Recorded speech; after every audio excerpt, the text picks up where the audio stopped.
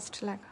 হ্যাঁ চলে আসছে। আসসালামু আলাইকুম আপু, আপনি আমাদের মাধ্যমে মেবি সেন্ট মেরি ইউনিভার্সিটিতে ক্যাশ লেটার গ্রহণ করেছেন, তো ক্যাশ লেটারটা কবে পেয়েছিলেন? এই যে পরশুদিন মেবি ক্যাসেটে পেয়েছি। আচ্ছা, আপনার আমাদের সাথে জার্নিটা কিভাবে শুরু হয় একটু শর্টে যদি বলতেন। জার্নিটা খুবই স্মুথ ছিল।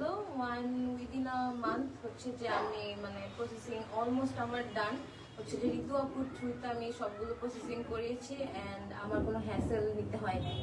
হচ্ছে আপু বলছে আমিও ডকুমেন্ট সাবমিট করেছি, এই থ্রুতে হচ্ছে যে আমার ক্যাশ লেটারও তাড়াতাড়ি এসে পড়ছে অন্যদের তুলনায়, আমি যেটা দেখলাম।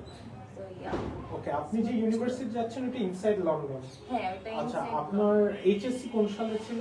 এইচএসসি ছিল আপনার 2021, বাট আমার 2 বছর স্টাডি গ্যাপ, বাট ওতে সমস্যা হয়নি। দেখেছেন, তো 2021 এর এইচএসসি দিয়ে সে ইনসাইড লন্ডনে স্কলারশিপও পেয়েছিলেন। কত পাউন্ড স্কলারশিপ পেয়েছিলেন? 2000 পাউন্ড, যেটা বাংলা টাকায় 3 লক্ষ টাকার মতো হয়। আপনার আইএলটিএস স্কোর কত ছিল? আইএলটিএস এর ওভারঅল 6 ছিল, no band less 5.5। So overall 6, no band less than 5.5 থাকলে আপনারাও আপুর মতো ফার্স্ট ক্যাশ লেটার দিয়ে ইউকেতে অ্যাপ্লাই করতে পারেন। আমাদের আপুর কাউন্সিলর ছিল senior counsellor miss Ritu. So thank you so much Ritu, thank you so much আপু।